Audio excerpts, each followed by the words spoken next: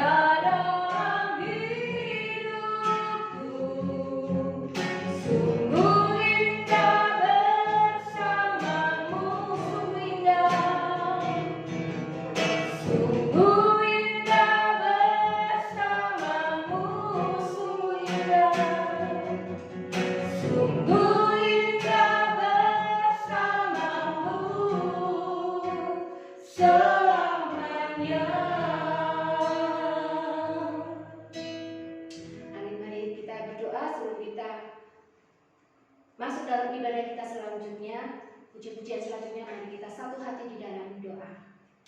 Benar ya Bapa, hanya dekat Allah saja, rasa tenang hati kita, karena Kau Allah, Tuhan kami yang hidup. Sore hari ini Tuhan kami mengucap syukur, kalau kami boleh ada sebagaimana kami ada saat ini, itu bukan karena kuat dan gagah kami, tapi oleh karena anugerah Tuhan yang memampukan kami, memberikan kami kekuatan dan kesehatan kami kembali Tuhan. Dan kami kembali ingin bersekutu bersama-sama dengan ibu-ibu yang ada Bapa.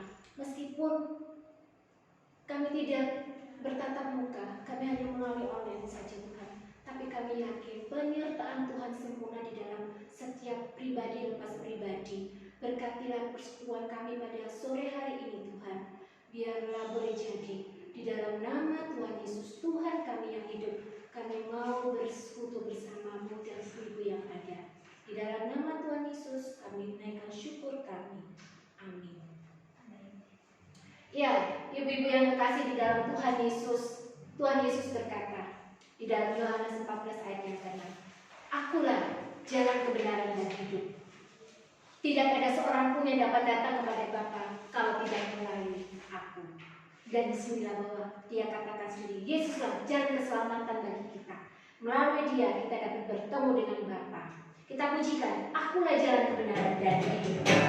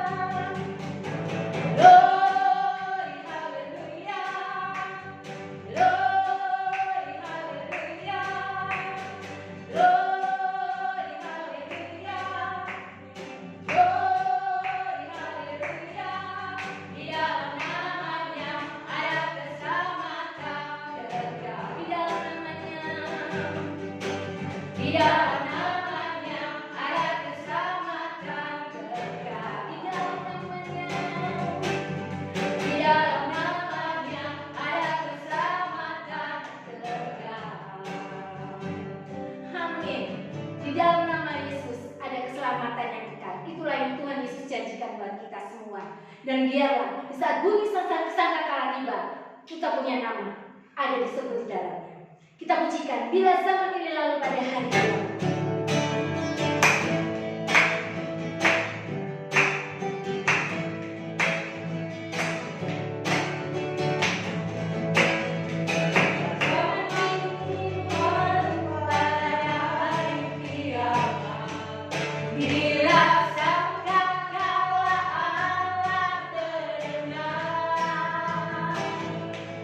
Bila orang yang tak sama berkeliling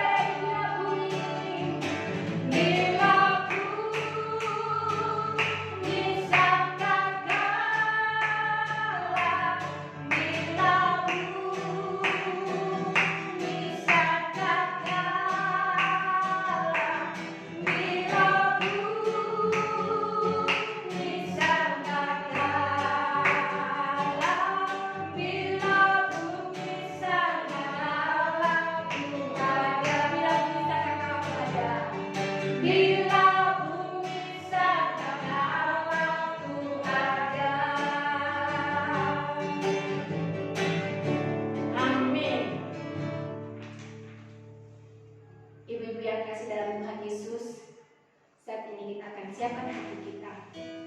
Kita mau menyembah Tuhan, kita mau mendengarkan firman Tuhan, dan biarlah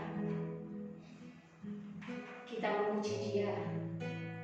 Kita katakan di hadapan hadirat-Mu ya Bapa, ku datang dengan penuh kerinduan. Di hadapan hadirat-Mu ya Bapa, segala keangkuhan.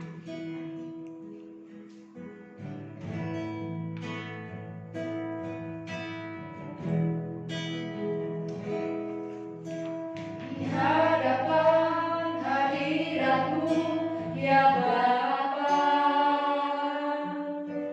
ku datang dengan penuh kerinduan. Di hadapan hadirat-Mu ya Bapa, segala keangkuhanku hilang. Ku sembah Kau ya Bapa, ku sembah Kau ya Tuhan, ku tinggikan nama-Mu Yesus. Dalam hidupku selalu. Sekali lagi kita katakan di hadapan hadirat-Mu.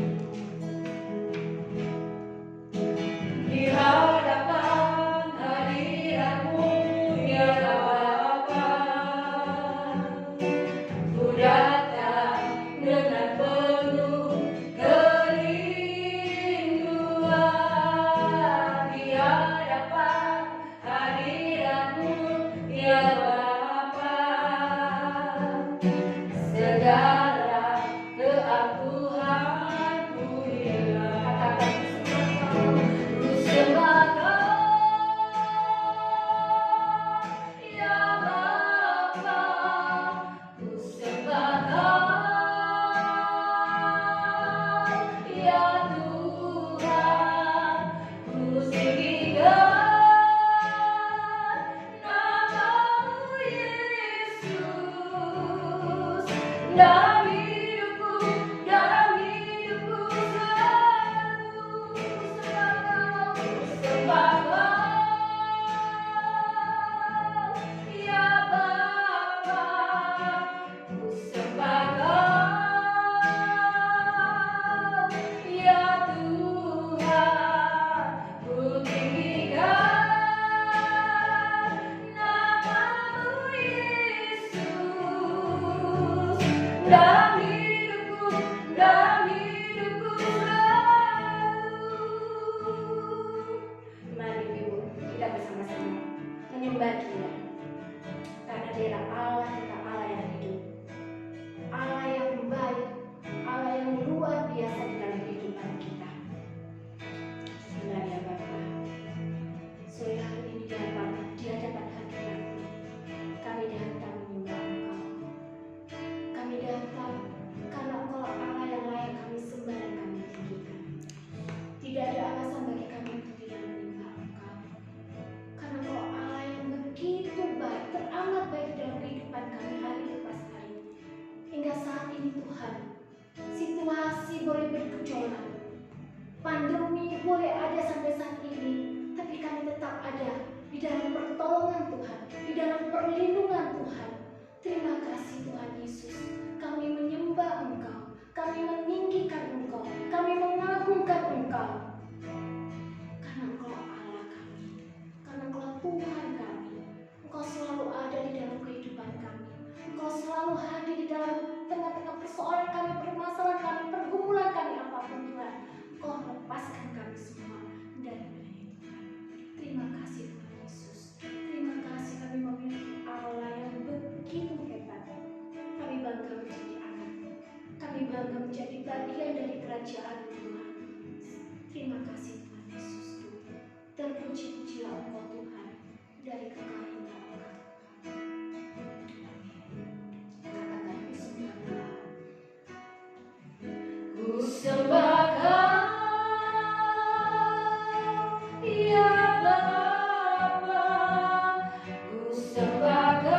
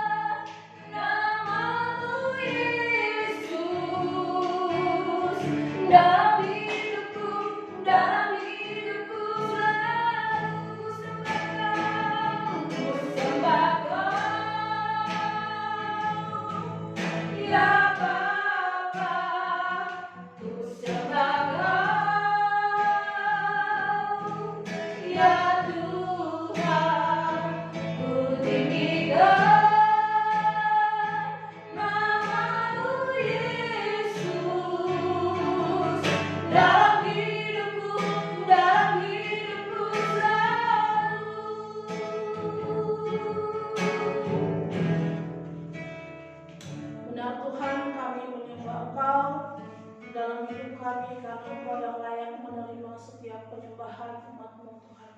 Kami bersyukur memiliki Allah seperti Engkau yang mengasihi kami, yang tidak memandang kami dari latar belakang kami atau apapun, karena tidak ada yang baik pada kami Tuhan. Kalau kami boleh ada semua hanya karena anugerah Tuhan, dan kami bersyukur untuk semua kebaikan Tuhan dalam hidup kami. Terima kasih Tuhan Yesus, pada sore hari ini juga kami ibu-ibu akan mendengarkan firman Tuhan. Roh Kudus menolong kami sehingga firman Tuhan yang kami renungkan, kami dengar, kami baca, kami dapat melakukannya Tuhan. Dan biar kami terus teguh iman kami di hadapan Tuhan dan tetap setia melayani Tuhan. Terima kasih Tuhan, berbicara kepada kami karena kami telah siap mendengarkan firman Tuhan. Haleluya, amin. Shalom. Ya, ibu-ibu yang diberkati Tuhan, pada sore hari ini kita akan mendengarkan firman Tuhan dari Yohanes pasal 4 ayat 4 sampai ayatnya yang ke-42. Ya, cukup panjang ya teks ini, tetapi kita akan baca teks ini bergantian. Kita akan baca teks ini bergantian. Saya akan baca ayatnya yang ke-4, ibu-ibu ayatnya yang ke-5, seterusnya sampai ayatnya yang ke-42. Yohanes pasal 4 ayatnya yang ke-4 sampai ayatnya yang ke-42. Ya, kita akan baca bergantian ayat firman Tuhan ini. Yohanes 4 ayat 4 sampai 42. Ya, angka yang cantik ya, 4, 4, 42. Kita akan baca bergantian. Ayat 4 saya akan membacanya. Ia harus melintasi daerah Samaria.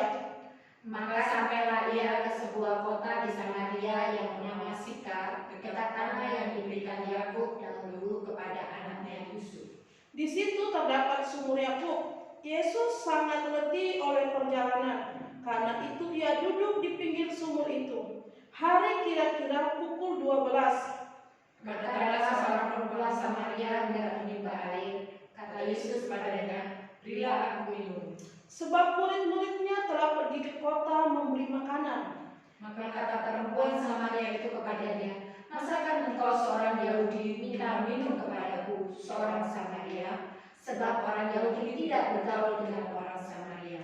Jawab Yesus kepadanya, "Jikalau engkau tahu tentang karunia Allah dan siapakah dia yang berkata kepadamu, berilah aku minum, niscaya engkau telah meminta kepadanya dan ia telah memberikan kepadamu air hidup." Kata perempuan itu kepadanya, "Tuhan, engkau tidak punya timba dan sumur ini amat dalam.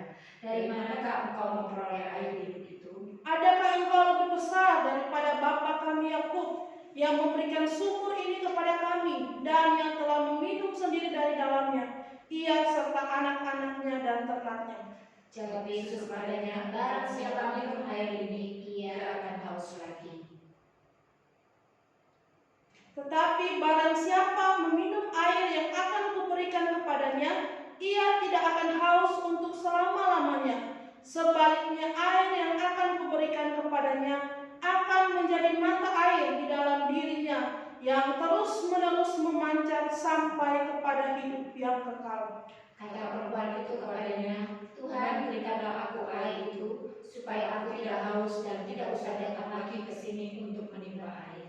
Kata Yesus kepadanya, "Pergilah, panggillah suamimu dan datanglah ke sini." Kata perempuan itu, "Aku tidak mempunyai suami." Kata Yesus kepadanya, "Tepat katamu, bahwa engkau tidak mempunyai suami. Sebab engkau sudah mempunyai 5 suami, dan yang ada sekarang padamu bukanlah suamimu. Dalam hal ini engkau berkata benar." Kata perempuan itu kepadanya, "Tuhan, nyata sekarang padaku bahwa engkau seorang nabi. Nenek moyang kami menyembah di atas gunung ini, tetapi kamu katakan bahwa Yerusalemlah tempat orang menyembah." Kata Yesus kepadanya, "Percayalah kepadaku, hai perempuan, saatnya akan tiba bahwa kamu akan menyembah Bapa bukan di gunung ini dan bukan juga di Yerusalem." Kamu menyembah apa yang tidak kamu kenal, kami menyembah apa yang kami kenal, sebab keselamatan datang dari bangsa Yahudi. Tetapi saatnya akan datang dan sudah tiba sekarang, bahwa penyembah-penyembah benar akan menyembah Bapa dalam roh dan kebenaran. sebab Bapa menghendaki penyembah-penyembah Dia. Allah itu roh, dan barang siapa menyembah Dia harus menyembahnya dalam roh dan kebenaran. Jawab perempuan itu kepadanya, aku tahu bahwa Mesias akan datang, yang disebut juga Kristus. Apabila Ia datang, Ia akan memberitakan segala sesuatu kepada kami. Kata Yesus kepadanya, akulah Dia yang sedang berkata-kata dengan engkau. Pada waktu itu datanglah murid-muridnya dan mereka heran bahwa Ia sedang bercakap-cakap dengan seorang perempuan. Tetapi tidak seorang pun yang berkata, apa yang kau hendaki, atau apa yang kau percayakan dengan Dia. Maka perempuan itu meninggalkan tempayannya di situ, lalu pergi ke kota dan berkata kepada orang-orang yang di situ, Mari lihat, di sana ada seorang yang mengatakan kepadaku segala sesuatu yang telah kuperbuat. Mungkinkah Dia Kristus itu? Maka mereka pun pergi keluar kota lalu datang kepada Yesus. Sementara itu murid-muridnya mengajak Dia, berkatanya, Rabi, makanlah. Akan tetapi ia berkata kepada mereka, padaku ada makanan yang tidak kamu kenal. Maka murid-murid itu berkata seorang kepada yang lain, adakah orang yang telah membawa sesuatu kepadanya untuk dimakan? Kata Yesus kepada mereka, makananku ialah melakukan kehendak Dia yang mengutus aku dan menyelesaikan pekerjaannya. Bukankah kamu mengatakan 4 bulan lagi tibalah musim menuai? Tetapi aku berkata kepadamu, lihatlah sekelilingmu dan pandanglah ladang-ladang yang sudah menguning dan matang untuk dituai. Sekarang juga penuai telah menerima upahnya, dan ia mengumpulkan buah untuk hidup yang kekal, sehingga penabur dan penuai sama-sama bersukacita. Sebab dalam hal ini benar-benar berbeda, yang seorang menabur dan yang lain menuai. Aku mengutus kamu untuk menuai apa yang tidak kamu usahakan. Orang-orang lain berusaha dan kamu datang memetik hasil usaha mereka. Dan banyak orang Samaria dari kota itu telah menjadi percaya kepadanya karena perkataan perempuan itu, yang bersaksi, ia mengatakan kepadaku segala sesuatu yang telah kuperbuat. Ketika orang-orang Samaria itu sampai kepada Yesus, mereka memintanya supaya ia tinggal pada mereka, dan ia pun tinggal di situ 2 hari lamanya. Dan lebih banyak lagi orang yang menjadi percaya kepada perkataannya.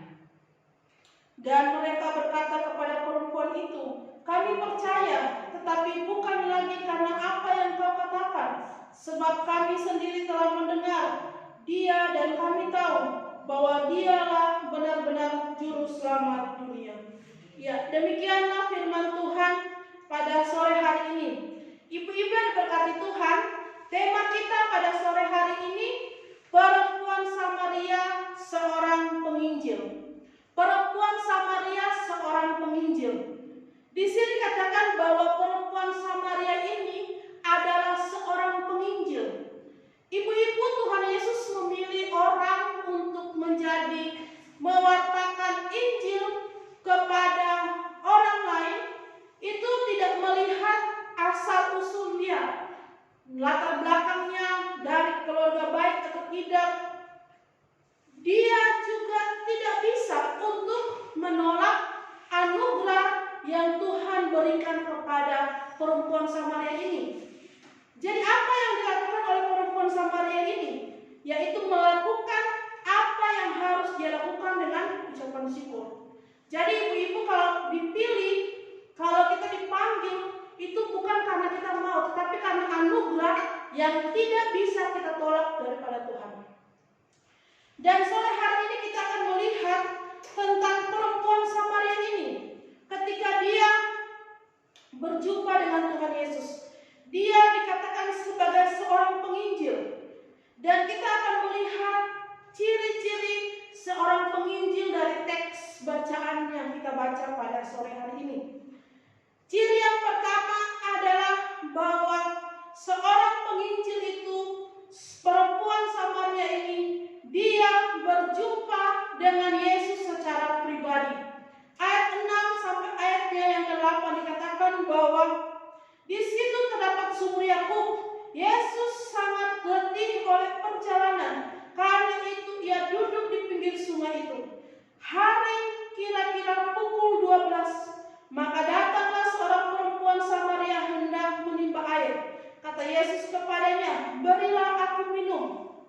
berilah aku minum. Yesus berjumpa dengan seorang perempuan Samaria di waktu yang sedang sepi. Ketika hari pukul 12 siang, murid-murid sedang pergi mencari makan dan tidak ada orang yang datang untuk menimba air, karena di waktu siang itu, jam 12 siang itu adalah waktu yang sangat panas. Tetapi perempuan ini datang kepada Yesus. Yesus berjumpa dengan dia secara pribadi, dan terjadilah percakapan di mana Tuhan Yesus melayani perempuan Samaria ini secara pribadi.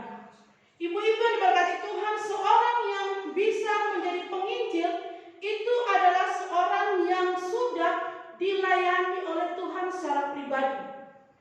Bentuk pelayanan Yesus seperti apa kepada perempuan ini? Yesus tidak memandang asal perempuan ini dari Samaria. Dalam ayat 9 itu dikatakan bahwa, "Masakan engkau seorang Yahudi minta minum kepadaku seorang Samaria?" Sebab orang Yahudi tidak bergaul dengan orang Samaria. Jadi orang Yahudi dan orang Samaria ini tidak boleh bergaul gitu. Ada budaya di mereka yang membatasi pergaulan antara orang Yahudi dan orang Samaria. Dan orang Yahudi memandang orang Samaria ini sebagai orang yang hina. Dalam terjemahan lain katakan bahwa wanita itu pun heran mendengar seorang Yahudi sudi meminta sesuatu dari seorang Samaria yang hina. Sedangkan mengajak berbicara pun mereka tidak sudi. Jadi perempuan Samaria ini adalah seorang yang hina di mata orang Yahudi. Dan kenapa Tuhan Yesus mau untuk meminta minum? Bukankah itu sesuatu yang jijik? Tapi Tuhan Yesus tidak memandang ini. Dia melayani perempuan ini dengan menembus batas budaya yang sangat kental di kalangan orang Yahudi dan orang Samaria. Yesus tidak memandang asalnya dari mana, tetapi Yesus melayani dia dengan hati, maksudnya dengan melayani dengan penuh kerinduan Tuhan Yesus supaya dia diselamatkan. Ketika Tuhan Yesus melayani Tuhan Yesus menembus kebudayaan antara orang Yahudi dan orang Samaria. Setelah itu dalam ayat 10 sampai ayat 15 itu katakan bahwa Tuhan Yesus memberitahukan kepada perempuan Samaria ini tentang anugerah keselamatan, yaitu hidup kekal. Keselamatan itu ayat 10 sampai ayatnya yang ke-15. Dalam terjemahan dikatakan, "Kalau engkau tahu betapa indahnya anugerah Allah bagimu dan siapa aku, pasti engkau akan meminta air hidup." Tuhan Yesus memberitahukan betapa besar anugerah yang Tuhan bawa, Tuhan berikan kepada perempuan Samaria ini. Dan kalau perempuan Samaria tahu, dia pasti akan meminta air. Perempuan Samaria ini pasti berpikir tentang sesuatu yang lahiriah, sesuatu secara fisik, air secara fisik, sehingga dia bertanya, "Kalau Tuhan tidak punya timba, bagaimana bisa mengambil air dari sumur ini?" Tapi Tuhan Yesus berbicara bukan soal fisik, bukan soal lahiriah, tetapi tentang air kehidupan, yaitu keselamatan yang datang daripada Tuhan, dan Tuhan Yesus mau memberikan kepada orang Samaria ini, perempuan Samaria ini. Dia dilayani secara pribadi, menembus batas kebudayaan, memberitahukan anugerah Allah. Ayat 16 sampai 19 katakan Yesus menyelesaikan dosa perempuan Samaria ini. Perempuan Samaria ini berdosa. Dia tidak punya suami. Ada padanya suami, tapi bukan suami secara sah. Jadi dia dalam bermasalah dalam pernikahannya. Persoalan dalam pernikahannya. Tetapi Tuhan Yesus melayani dia, dan ketika dia katakan bahwa saya tidak punya suami, Tuhan Yesus katakan, dalam hal ini kamu berkata benar. Jadi saya melihat sini ada satu pengakuan dari seorang Samaria tentang dosanya. Setelah dia mengaku dosa, maka ayatnya yang ke-21 sampai 26 di situ katakan ada jaminan yang Tuhan Yesus berikan kepada perempuan Samaria ini. Ada jaminan yang Tuhan Yesus katakan kepadanya. Ayat 21, percayalah kepadamu hai perempuan, saatnya akan tiba bahwa kamu akan menyembah Bapa. Kamu akan menyembah Bapa bukan di gunung ini dan bukan juga di Yerusalem. Kamu menyembah apa yang tidak kamu kenal. Kami menyembah apa yang tidak kami kenal. Sebab keselamatan datang daripada bangsa Yahudi. Tetapi saatnya akan datang dan sudah tiba sekarang bahwa penyembah-penyembah benar akan menyembah Bapa dalam roh dan kebenaran. Sebab Bapa menghendaki penyembah-penyembah demikian. Allah itu adalah roh, dan barang siapa menyembah Dia harus menyembahnya dalam roh dan kebenaran. Percayalah engkau. Ada satu jaminan bahwa hidup kekal itu ada dan keselamatan itu ada, dan Tuhan mau memberikan kepada seorang perempuan Samaria yang dipandang orang jijik, hina.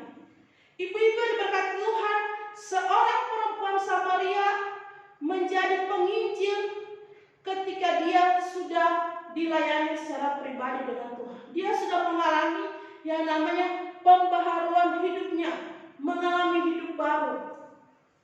Ketika dia sudah mengalami hidup baru, maka dia tidak hanya diam dengan apa yang ada pada dia. Keselamatan itu tidak hanya dia miliki sendiri, tetapi dalam ayat 20 sampai ayatnya yang ke-30, dia memberitakan tentang Yesus kepada sesamanya. Dia memberitakan tentang Yesus kepada sesamanya. Ayat 28 katakan, ia meninggalkan tempayan di situ. Seorang yang sudah dibaharui hidupnya, sejak berjumpa dengan Yesus, dia punya semangat yang menyala-nyala. Ibu-ibu bayangkan kalau dia harus di situasi yang panas, itu jam 12 sampai jam 1, dan ketika dia mendengar berita itu, betapa gembiranya dia ketika dia itu ditunjukkan dengan dia harus meninggalkan tempayan-tempayannya di sumur itu. Murid-murid saja melihat dia, mereka berkata, mereka cuma diam, mereka tidak berbicara apapun, tidak menyapa dia. Tetapi dia tidak peduli dengan itu. Orang mau pandang dia apapun, murid-murid tidak peduli dengan dia, tetapi dengan semangatnya itu dia memberitakan Injil kepada orang-orang yang ada di sekitarnya. Ibu-ibu yang diberkati Tuhan, ini penting sekali. Seorang yang menjadi penginjil, perempuan Samaria, seorang penginjil, itu ditunjukkan yang pertama dia mengalami pembaharuan hidup secara pribadi dengan Tuhan. Setelah dia mengalami pembaharuan hidup secara pribadi dengan Tuhan, maka dia memberitakan kepada orang-orang di sekitarnya. Dia tidak lagi malu dengan lingkungan sosialnya.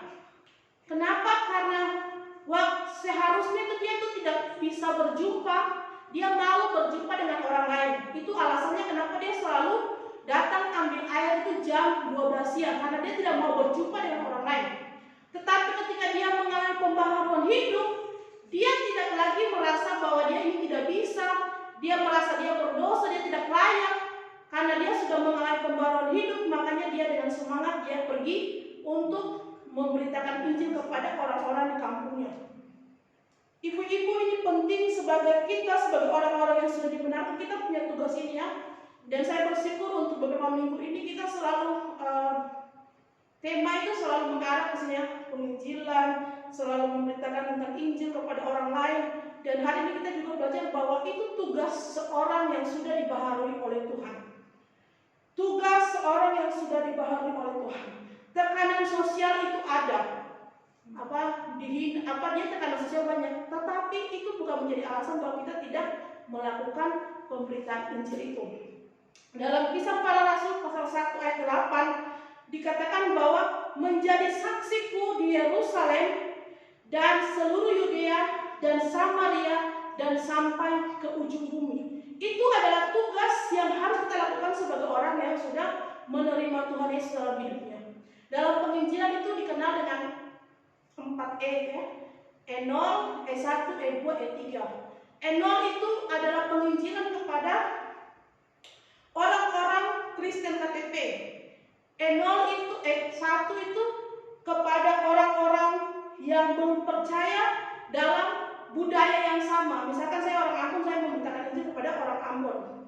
Kemudian E2 itu memberitakan Injil kepada orang yang belum percaya di suku, di lingkungan yang agak jauh. Maksudnya masih beda budaya tapi masih bisa mengerti, masih bisa dijangkau oleh kita. Jadi kita tuh masih bisa mengerti budayanya, masih bisa mengerti bahasanya kayak di Indonesia gitu ya.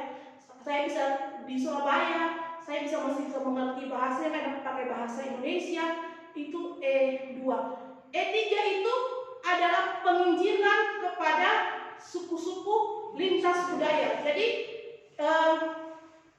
kita harus menginjili antar budaya gitu. Jadi budaya kita tidak pernah tahu sama sekali, bahasanya tidak tahu, makanannya tidak tahu. Itu tugas penginjilan itu. Dan dalam Kisah Para Rasul 1 ayat 8 itu harus berjalan bersamaan.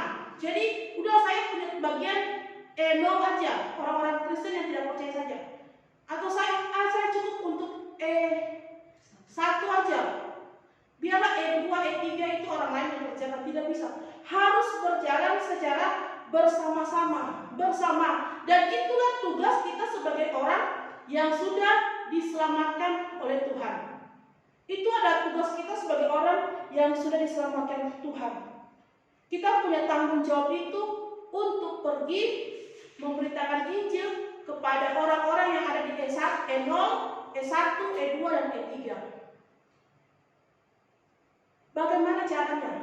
Bagaimana caranya kita bisa menginjil secara bersamaan? Caranya banyak. Kita bisa tetap ada di lingkungan E0, kita bisa memberitakan itu kepada orang-orang sesama kita, orang Kristen, orang Kristen KTP yang di sekitar kita.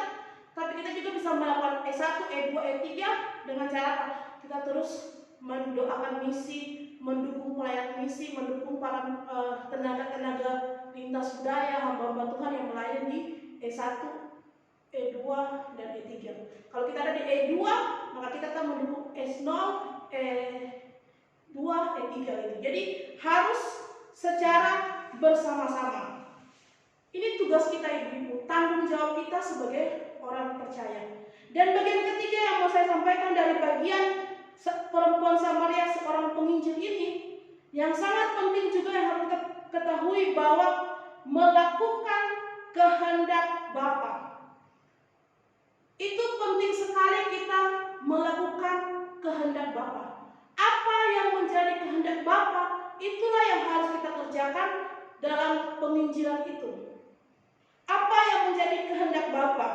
Dalam ayat 31 sampai ayatnya yang ke-38. Ibu-ibu di situ katakan bahwa murid-murid itu bilang, "Rabi, ayo makan," gitu. Lalu Tuhan Yesus katakan kepada mereka bahwa makananku ialah melakukan kehendak Dia yang mengutus aku dan menyelesaikan pekerjaannya. Jadi seorang penginjil itu melakukan kehendak Bapa yang mengutus Tuhan Yesus dan pekerjaannya. Perempuan Samaria itu sampai ke tahap itu, melakukan kehendak Bapa. Kenapa? Karena dalam ayatnya yang sebelumnya dia pergi dan menyampaikan berita itu kepada sesamanya orang Samaria. Ia melakukan kehendak Bapa. Apa kehendak Bapa dalam teks yang kita baca ini? Di situ dikatakan bahwa ladang sudah menguning dan siap dituai. Selanjutnya kita diutus ke ladang ini untuk menuai jiwa-jiwa bagi Tuhan. Jadi apa itu kehendak Bapa? Melakukan pekerjaannya. Apa pekerjaan yang masih ada?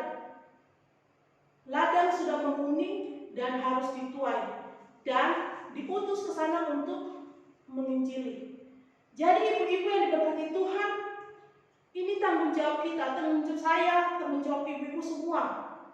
Kita tidak bisa hanya diam dan menanti saya di endol saja.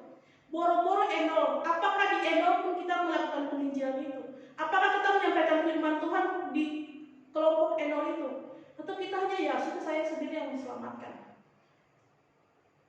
Ada bilang saya tidak bisa melakukannya, saya susah melakukannya, saya tidak ada waktu untuk melakukannya, saya terlalu sibuk, saya harus urus suami saya harus urus anak-anak saya, dan saya tidak punya waktu untuk melakukan itu.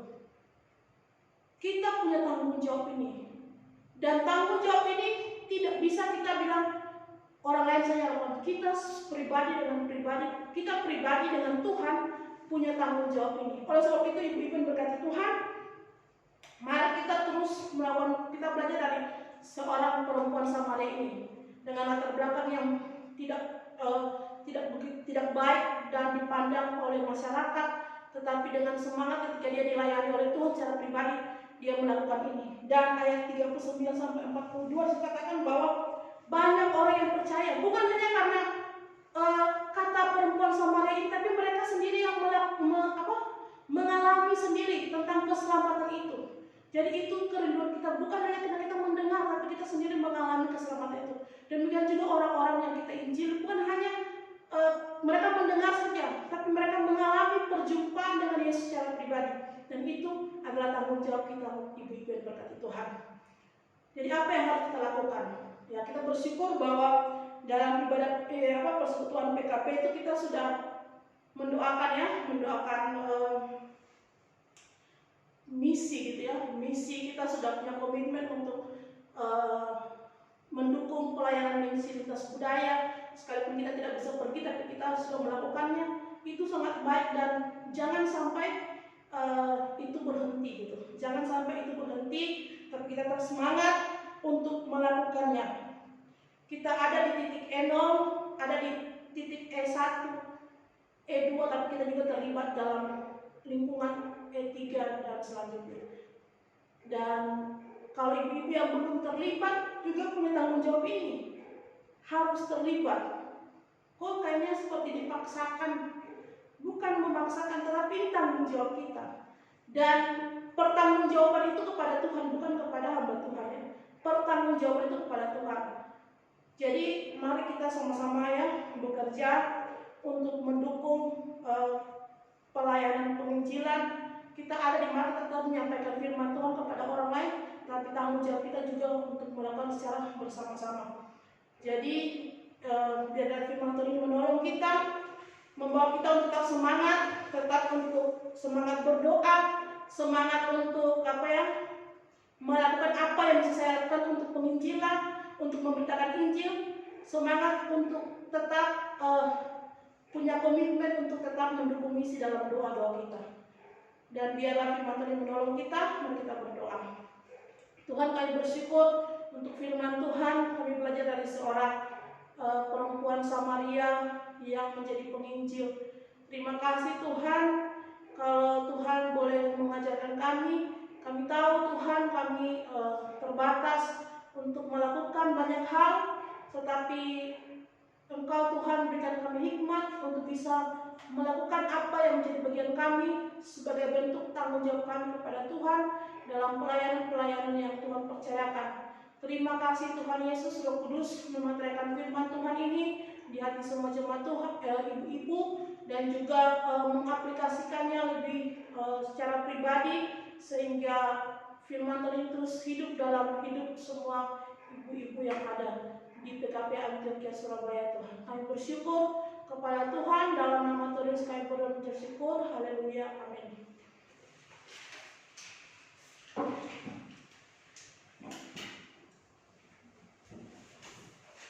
Kita sudah disegarkan oleh firman Tuhan pada sore hari ini.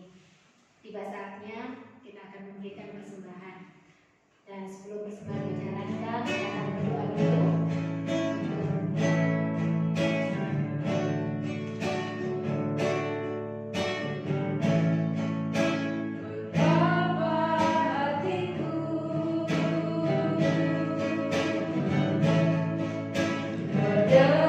Terima kasih.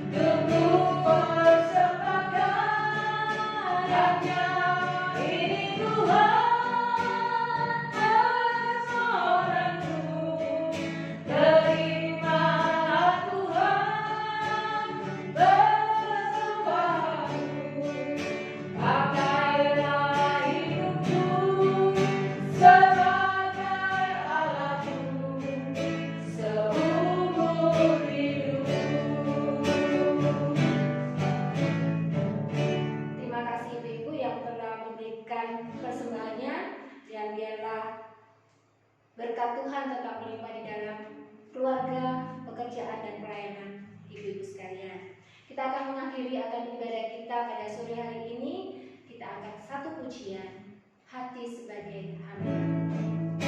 Ku tak membawa apapun saat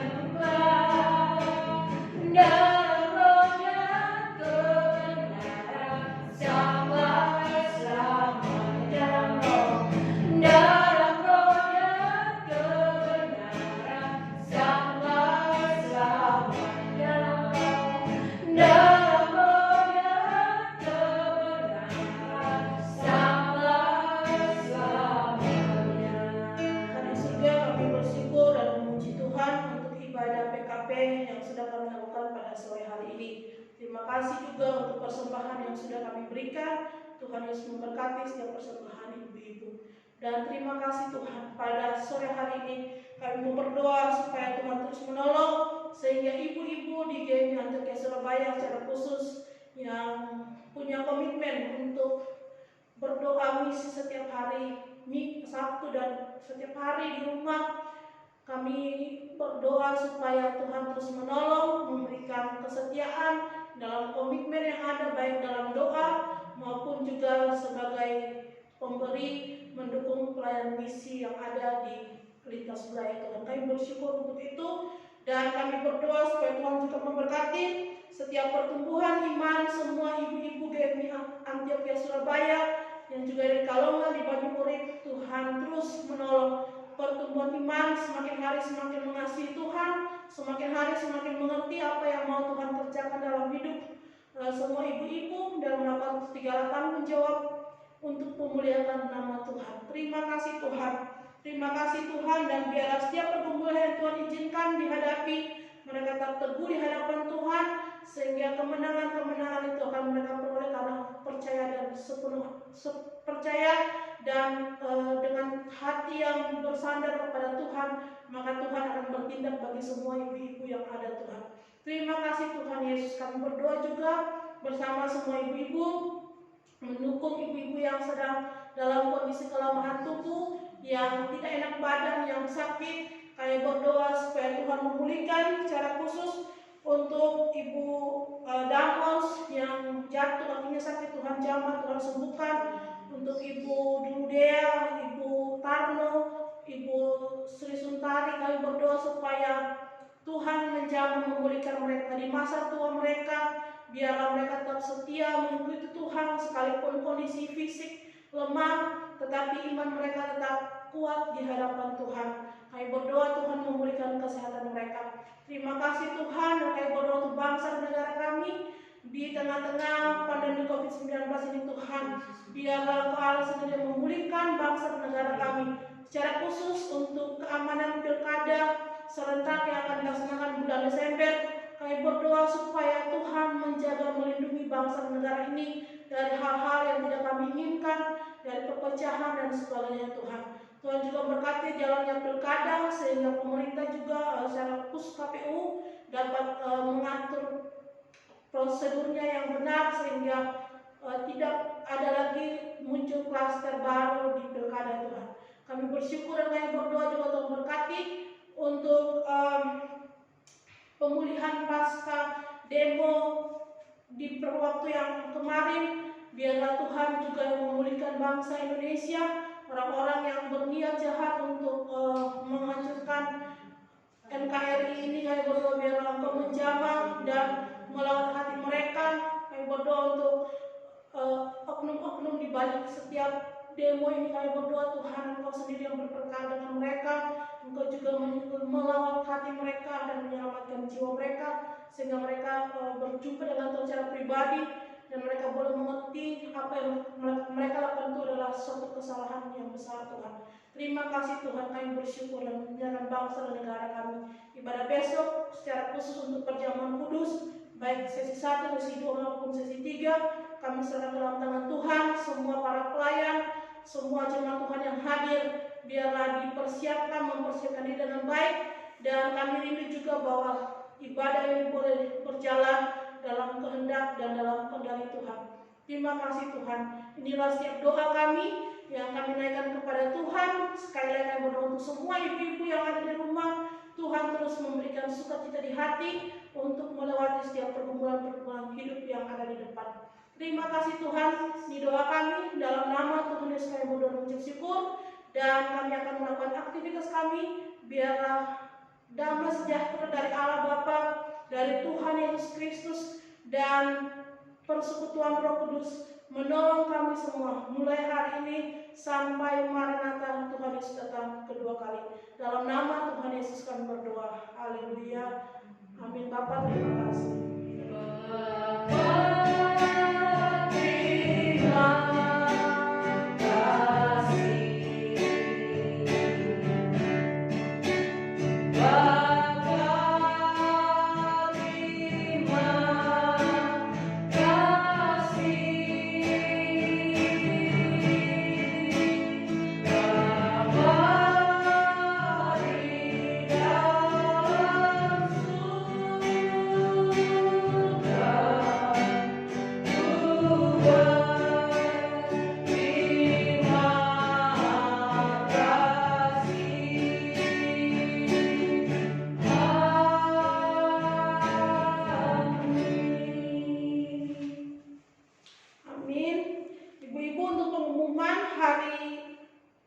Sabtu tanggal 24 tetap kita domisi jam 10 pagi di domisi offline ya.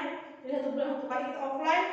Hari minggu keempat di tanggal 24 bulan 10 di Ruang Serbaguna jam 10 sampai jam 11.30. Liturgos Ibu Esther, renungan firman Tuhan Ibu Fati, dan Doa Syafaat nanti saya sendiri. Untuk PKP online tetap jam 17.00. Yang bertugas Liturgos Ibu Yuri, firman Tuhan Saudara Agripa, Doa Syafaat Ibu Suparni Pamuji, dan rekaman akan dilakukan hari Sabtu jam 1 siang. Ya, demikian pengumumannya. Tuhan Yesus memberkati. Dadah. Shalom.